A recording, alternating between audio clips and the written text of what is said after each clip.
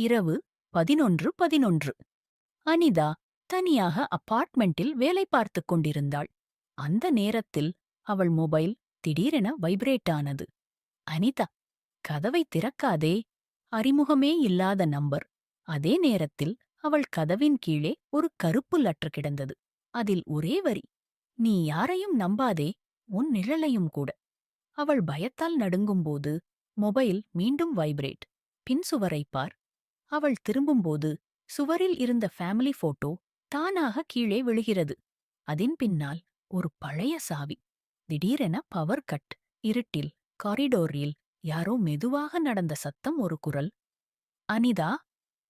Light மீண்டும் வந்தது. வீட்டில் யாரும் இல்லை. ஆனா கிச்சன் கதவு திறந்திருக்கு. அதன் பின்னால் ஒரு நோட்டு. உன் அப்பா காணாமல் போனது விபத்தல்ல, உண்மை உன் வீட்டிலேயே. அந்த நேரத்தில் லிஃப்ட் டிங்.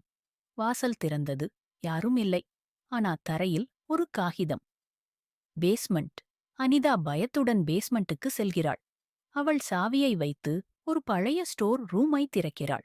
உள்ளே அவளது அப்பா பற்றிய பழைய ஃபைல்கள். அந்த நேரத்தில் ஒரு நிழல் அவள் பின்னால். அது அவளது அப்பாவின் நண்பன்.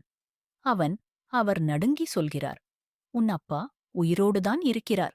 உன்னை யாரோ கண்காணிக்கிறார்கள். நான் உதவ வரல. எச்சரிக்க வரியிருக்கேன். அப்படி சொல்லிக் கொண்டிருக்கும்போது பேஸ்மெண்டில் லைட்ஸ் ஃபிளிக்கர். Lights on. அவன் காணாமல் போயிருக்கிறார். அவளிடம் இருந்த ஒரு சாவி இப்போது 2. அதே நேரத்தில் mobile ring. Anita 11. 11 was only the beginning. Call cut. அவள் மூச்சை இழுத்துக்கொண்டு நிற்கிறாள். இரவு 11 மணி 11 நிமிடம்.